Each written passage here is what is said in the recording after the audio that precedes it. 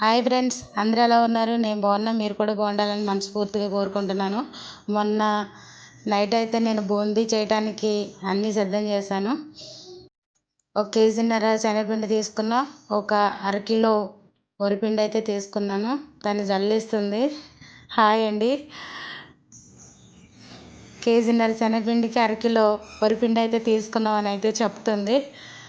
జల్లించుకోవాలి. జల్లించకపోతే ఎక్కడన్నా ఉండలుగా ఉంటే కలవదు, తేలిపోతుంది కదా. ఆయిల్లో వేస్తే అని చెప్పేసి బాగా కలిపారు.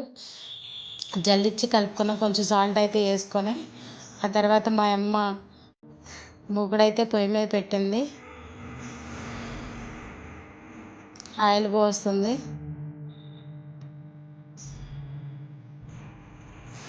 ఈ కలిపిన పిండిని పక్కన పెట్టుకుని కొద్దిగా ఒక కప్పుడు తీసుకుని ఎప్పటికప్పుడు వాటర్ పోసుకుంటూ అయితే నేను కలుపుకున్నాను.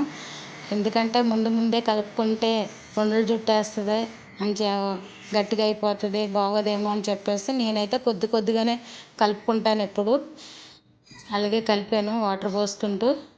అంత జారుగా కాకుండా అంత గట్టిగా కాకోకుండా బూందీ వచ్చేలాగైతే కలుపుకున్నాను. బాగా కలవాలి కదా. ఉండలాగా ఉంటే కనుక ఆయిల్లో వేస్తే పేలిపోతుందండి.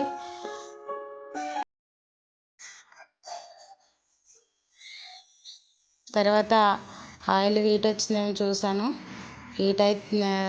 ఆయిల్ అయితే కాగింది. తర్వాత బూందీ గట్టి తీసుకున్నా.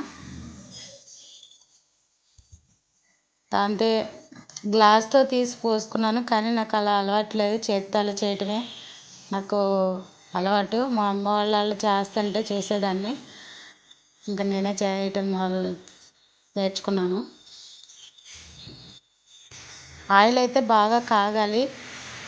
ఫస్ట్ అయితే కాగాలి, తర్వాత ఏగేటప్పుడు మాత్రానికి కొద్దిగా అంత మంట ఉండకూడదు.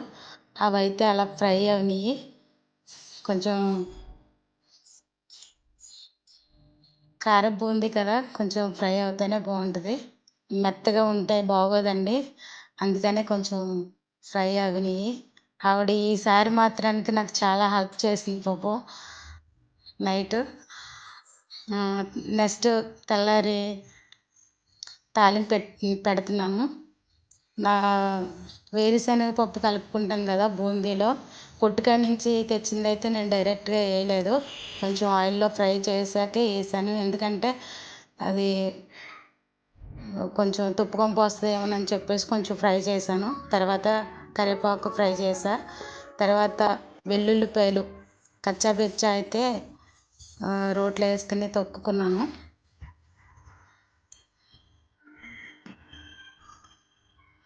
వెల్లుల్లిపాయలు బాగా చితక్కొట్టక్కర్లేదు, కచ్చాపిచ్చా చితక్కొడితే చాలండి. ఆ తర్వాత అయితే కొంచెం జీలకర్ర తీసుకున్నా. జీలకర్ర కూడా కొద్దిగా కచ్చాపిచ్చాగా నూరితే సరిపోతుంది. నూరిన తర్వాత చిన్న కంచుడు అయితే తీసుకున్నాను. దాంట్లో కొంచెం ఆయిల్ పోసి ఫ్రై చేశాను, కొంచెం వేగనిచ్చాను. అది వేగిన తర్వాత బూందీలోనైతే వేసాను.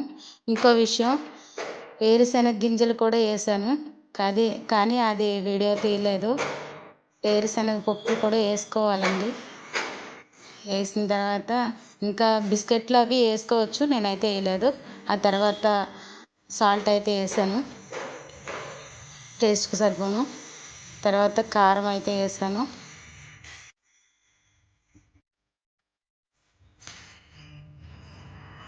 కారం వేసిన తర్వాత నేనైతే అలా కలిపానండి.